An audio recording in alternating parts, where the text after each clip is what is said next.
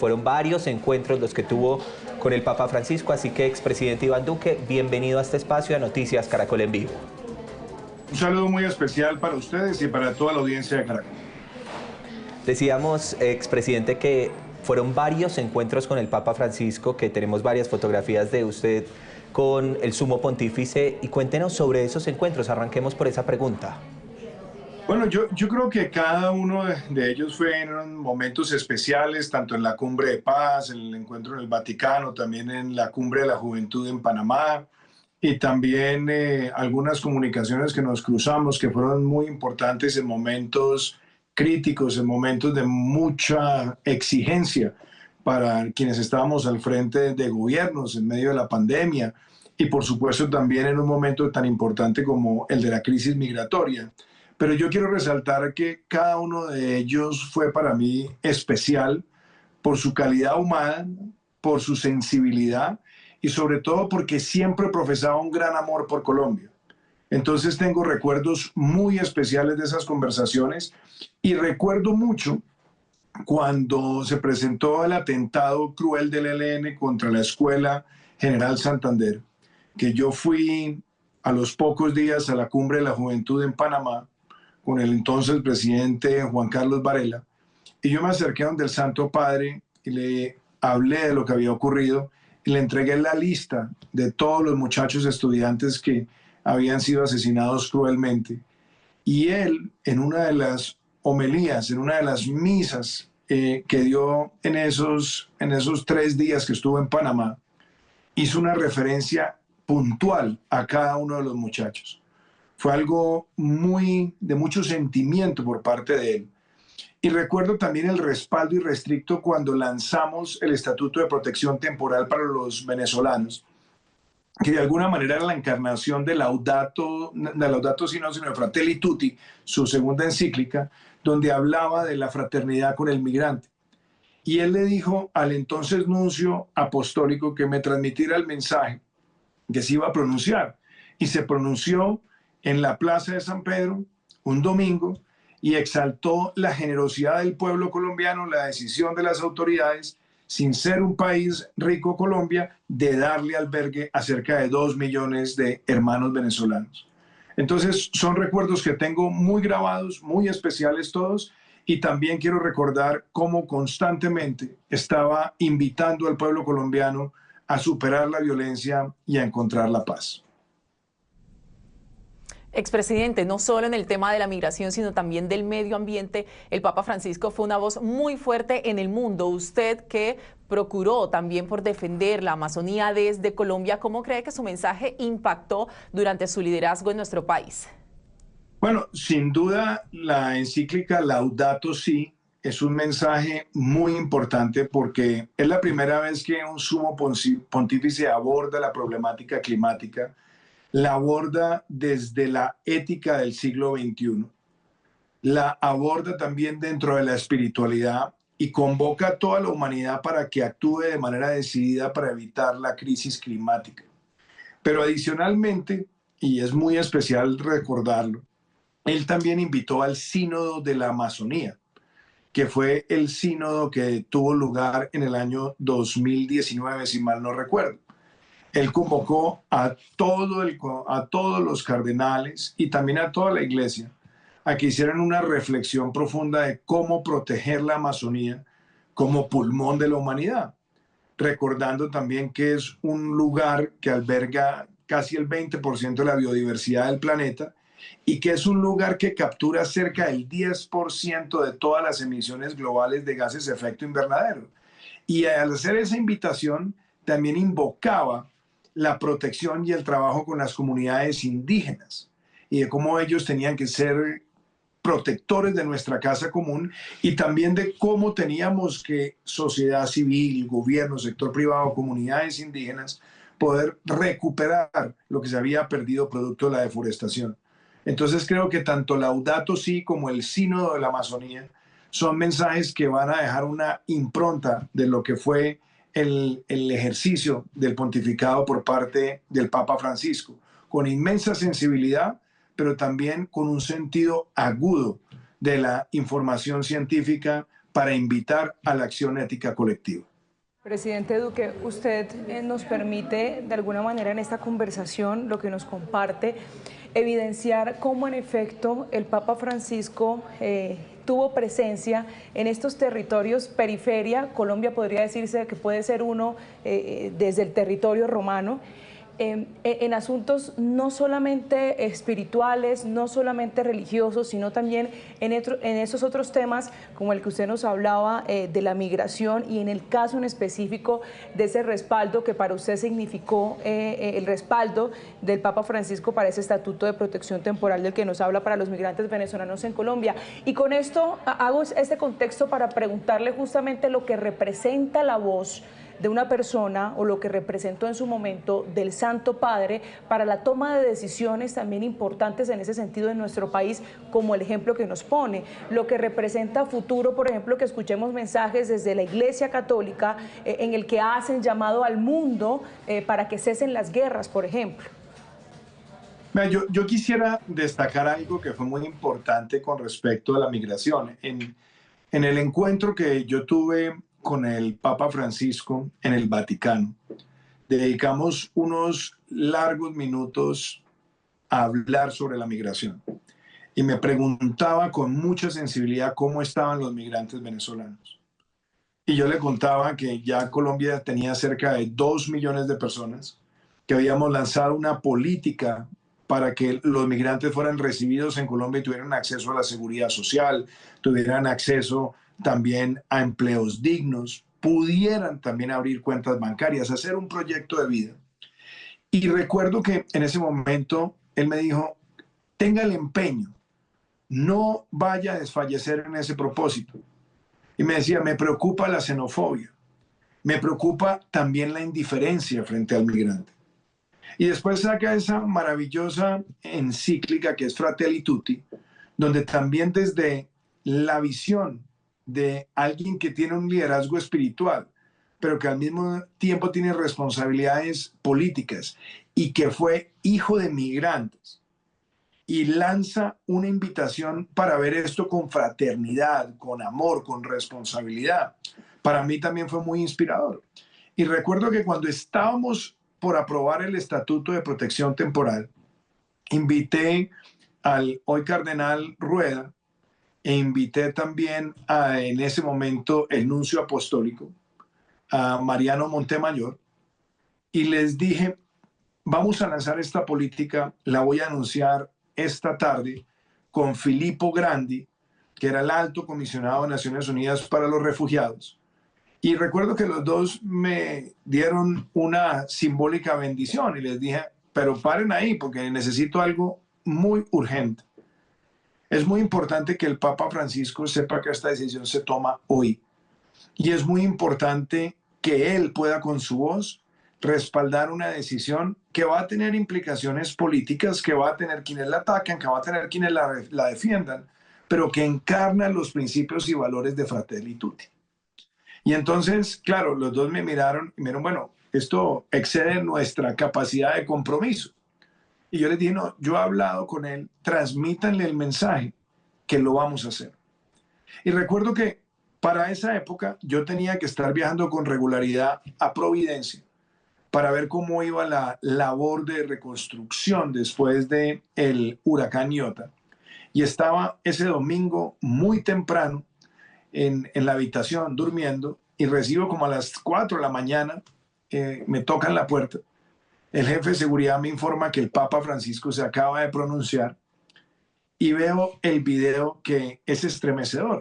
Y sería bueno que ustedes de pronto lo pudieran compartir, donde él dice que felicita al pueblo colombiano, a sus autoridades, por la decisión valiente de recibir con un estatus de protección temporal, con plenos derechos, quizás con la excepción del derecho político, a esta inmensa población y que además exalta que no, siendo un país que no es rico, que tiene muchas dificultades, muchos problemas, está sentando ejemplo.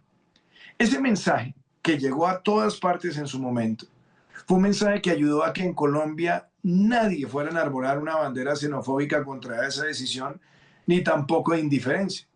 Y por el contrario, también fue replicado por quizás todas las personas con responsabilidad religiosa dentro de la Iglesia Católica, también nos acompañaron personas de otras iglesias, a que ese mensaje llegara a todo el territorio nacional, alcaldes, gobernadores, la comunidad. Se volvió algo que hoy es un sello característico también de nuestro país, el haber mostrado fraternidad a pesar de las dificultades, pasando lo más duro de la pandemia y dándole este espacio de ser recibidos con los brazos abiertos. Entonces el Papa Francisco se pronunció y recuerdo que me envió un mensaje también muy especial con Mariano Montemayor, diciendo que se sentía orgulloso de lo que Colombia había hecho y de cómo el pueblo colombiano estaba marcando un hito, enfrentando la crisis migratoria más grande que ha sufrido este continente. Pues Mire, precisamente ahí Alejandra está alistando, sí, expresidente, esas palabras del Papa Francisco destacando lo que se había logrado justamente con los migrantes venezolanos. Les tengo un dato, Alejandra, que tú ibas a contrapreguntar, un dato importante, y es que el Papa Francisco realizó 69 viajes, el primero fue a Lampedusa, y Lampedusa es un punto estratégico por el tema de migración. Sí, no, es que quería seguir ahondando en este tema, presidente, porque me llama mucho la atención justamente que usted nos cuente lo que representó para usted esa voz del Papa Francisco para el desarrollo de este proyecto tan trascendental en ese momento para Colombia y por supuesto para nuestro vecino país, para los venezolanos. Y sobre todo se lo pregunto, ¿sabe por qué, presidente? Porque justamente previo al fallecimiento del Papa Francisco tuvo un encuentro clave con una persona clave. Les estoy hablando de J.D. Vance, vicepresidente de los Estados Unidos, para abordar temas también que precisamente tienen que ver con el tema migratorio, temas que le preocupaban al Papa Francisco, como por ejemplo la postura del actual gobierno Trump, del gobierno de los Estados Unidos frente a situaciones de conflicto como ocurre en Gaza y Ucrania. Es lo que podría significar, si me ayuda a interpretarlo un poco, este mensaje que dejó el Papa Francisco antes de fallecer. Bueno, yo creo que los mensajes son claros. Él siempre ha abogado por que se entienda que el migrante no es una persona que por definición o por vocación busca romper las reglas del territorio al que llega. Todo lo contrario, una gran mayoría de migrantes hoy en el mundo, millones de ellos, cruzan fronteras con frío en los huesos, con desamparo, habiendo perdido todo, buscando una esperanza. Y ese es el sentido también de Fratelli Tutti, la fraternidad con el migrante. Y creo que en este encuentro con el vicepresidente Vance, en el mensaje posterior a la reunión, él hace énfasis en eso. Él tenía algo que era muy importante y era la congruencia y la coherencia de su pensamiento.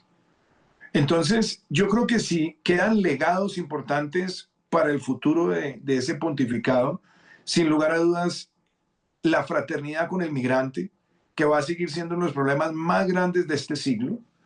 La responsabilidad con el cambio climático, donde también quiero resaltar que cuando aprobamos la Ley de Acción Climática en Colombia y cuando logramos que más del 30% del territorio fuera declarado área protegida en nuestro país, y que llegamos a superar ese 30%, que era una meta para el 2030, y lo hicimos 8 años antes, también mandó un mensaje de felicitación, de agrado, de complacencia con la actitud de Colombia.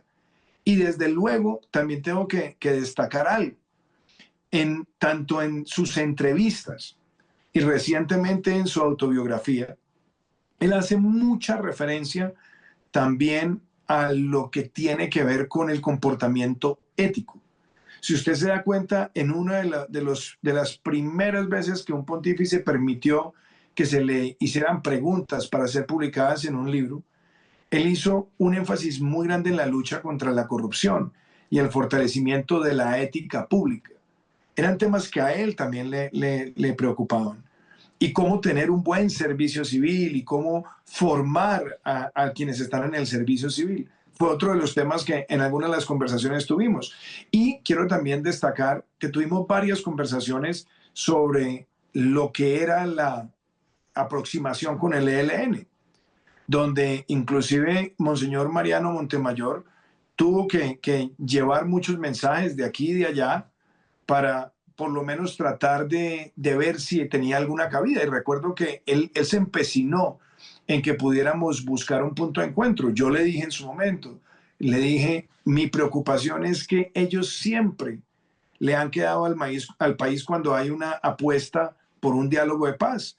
Lo hicieron en Alemania, lo hicieron en Venezuela y siempre han reaccionado con violencia. Y le dije en su momento al sumo pontífice, y después se lo dije también al nuncio, le dije que si no teníamos absoluta claridad de qué es lo que buscaba el ELN, iba a ser un camino infructuoso. Y así fue. El nuncio tuvo esas reuniones y recuerdo que en una de las conversaciones esa preocupación era genuina, que no se veía claridad en la voluntad de paz. Aún así, el Papa Francisco siempre invitaba a que se tuviera esa conversación. Sí. Y para mí, aunque yo tenía una posición distinta, porque yo creo que el ELN siempre se ha burlado de Colombia y por eso la actitud de nuestro gobierno fue clara desde el primer día, siempre valoré el interés genuino de él en buscar caminos para que pudiera en Colombia terminar esa tragedia de la violencia histórica que ha agobiado a nuestro país. Durante tantísimos años. Tenemos entonces la declaración del Papa Francisco precisamente cuando se logró ese estatuto de protección y vamos con unas preguntas finales. El compromiso de aquellos que colaboran en favor de los migrantes. A todos les agradezco por lo que hacen por los migrantes. Hoy en particular me asocio a los obispos de Colombia en el expresar reconocimiento por la decisión de las autoridades colombianas de implementar el Estatuto de Protección Temporánea para los migrantes venezolanos presentes en el país, favoreciendo la acogida, la protección y la integración. Y esto no lo hace un país riquísimo, superdesarrollado, no, lo hace un país con tantos problemas de desarrollo, de pobreza, de paz, casi 70 años de guerrilla, pero con estos problemas ha tenido el coraje de mirar a aquellos migrantes y hacer este estatuto. Gracias a la Colombia, gracias.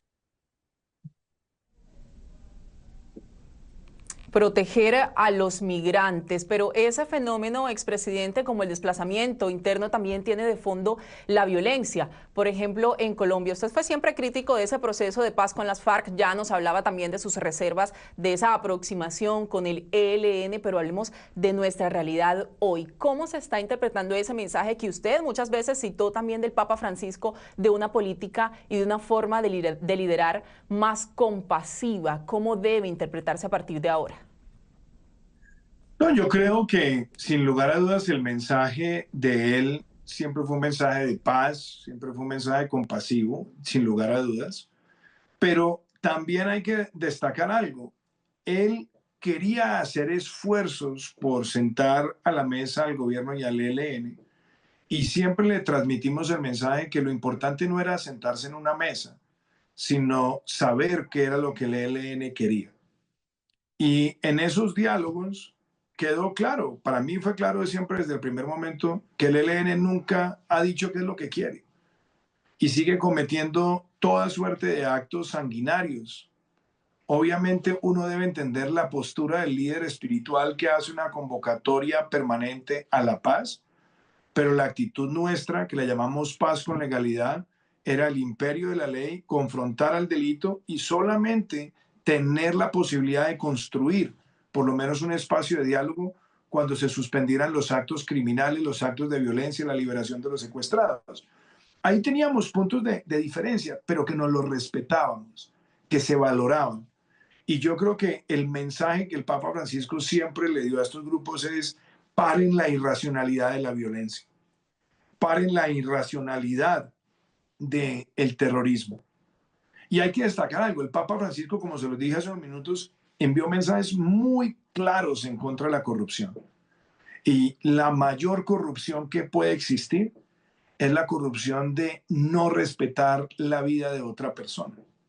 Entonces, yo creo que su legado y su mensaje sigue siendo permanente, vivo, al lugar, y que ojalá sea interpretado por los violentos para que sepan que la comunidad internacional al unísono rechaza el empleo de la violencia con fines políticos, si se quiere, aunque cada vez son más carteles de narcotráfico. Pero hablando del mensaje que le dio a Colombia, hay que seguir perseverando en luchar contra la desigualdad, hay que seguir perseverando en la protección del medio ambiente, en la fraternidad con el migrante y en tener siempre un ojo compasivo con quien está en situación de debilidad. Así lo interpreté yo y creo que cada conversación que tuve con él fue enriquecedora. También yo soy una persona católica, profeso mi fe, nunca me dio pena hablar de mi fe y siempre respeté a profundidad lo que él significaba como principal jerarca de la iglesia, pero también con el mensaje que él trató de llevar desde el primer día, que fue acercar la iglesia al pueblo, a los desposeídos, y tratar de sembrar esa armonía entre quienes tienen poder y quienes están buscando protección porque están en situación de indefensión. Expresidente, una pregunta final, porque es que mire, el Papa Francisco viene a Colombia un año después de que se firma la paz con las FARC. Usted ha sido un duro crítico precisamente de esos diálogos y de esos acuerdos que se lograron. La pregunta es la siguiente, y usted hablaba ahorita de diferencias que tuvo precisamente con el Papa Francisco. ¿De esas diferencias se refiere o qué opina de quienes critican? Porque muchas personas aseguran que han hecho trizas los diálogos de paz o los acuerdos. Pues fue muy interesante porque si usted se da cuenta, durante todo nuestro gobierno, y eso también fue algo que lo hablamos en el Vaticano con él, en nuestro gobierno nosotros avanzamos en la implementación pues hasta el punto que llegamos a más del 30% de ejecución para el año 2022, dicho por el Instituto Kroc, dicho también por las Naciones Unidas. Y en el mensaje nuestro era implementar para que el desarme, la desmovilización y la reinserción fueran exitosas. Y en eso contamos con su respaldo siempre. De hecho, el nuncio tenía especial atención a cómo avanzábamos en todos estos frentes y teníamos muchas reuniones con el nuncio. De hecho, si había alguien que tenía esa capacidad de hablar directamente con el Papa Francisco, era el nuncio Montemayor. Y eso facilitaba muchas veces el intercambio de opiniones. Ahora bien, ellos también respaldaron las posturas nuestras cuando sacamos adelante, por ejemplo, la reforma constitucional para que ni el secuestro ni el narcotráfico fueran delitos conexos al delito político y por ende no fueran amnistiables. Y tuvimos también un respaldo grande cuando empezamos a poner en marcha todo lo que eran los planes de desarrollo con enfoque territorial, que cuando yo llegué a la presidencia solamente había 2, sacamos adelante 14 y también recibimos un mensaje de respaldo en ese momento y eso también invitó a que toda la iglesia en los territorios estuviera presente en estos temas. Entonces, yo creo que las diferencias estaban mucho más marcadas en temas sutiles más que en temas de fondo, porque él entendía la responsabilidad que debíamos tener de proteger al pueblo colombiano y de combatir el delito. Y más bien, él siempre trató de ejercer algún grado de presión de forma discreta para que el ELN pusiera fin a sus actos criminales. Eso lo recuerdo porque fueron temas que los abordamos también a profundidad. Es el expresidente Iván Duque contándonos su experiencia, su cercanía con el Papa Francisco, lo que representó para él y también para su gobierno. Palabras finales, presidente, a propósito de este momento que nos reúne en este caso. Yo creo que todos debemos dedicar un buen espacio de oración y pedir por esta gran vida que ejerció el Papa Francisco, una persona dedicada al servicio y una persona que marcó historia. En la historia de Latinoamérica siempre quedará el tener no solamente un sumo pontífice latinoamericano, sino en haber ejercido un pontificado latinoamericano con tanta cercanía a los desvalidos, con una conciencia frente a lo ambiental, no solamente por Laudato Si, sino también por el sínodo de la Amazonía y también por Fratelli Tutti en el mensaje a los migrantes. Y desde luego también un pontificado que al él escoger el nombre de Francisco, él lo que estaba también era llevando el mensaje de San Francisco de Asís como ejemplo de tener cierta distancia profunda con lo material y acercarse de forma sencilla a la gente. Y el hecho de ser el primer jesuita que asumió esa responsabilidad, pues también era un compromiso que dentro de su propia comunidad fue muy importante e histórico. Claro, habrá personas que seguramente tratarán de hacer valoraciones políticas sobre muchas de sus posturas, pero yo creo que este no es el momento para eso. Hoy hay que celebrar la vida de un gran hombre, de un gran latinoamericano, de una persona que hizo historia, que dejó historia y sobre todo que tuvo un gran amor por nuestro país. Y en lo personal, como persona de fe, yo quiero decir que me siento profundamente honrado y contento de haber podido conocerlo, de haber podido compartir opiniones y también de haber podido recibir su bendición para conducir a nuestro país en momentos tan difíciles como fue el COVID-19.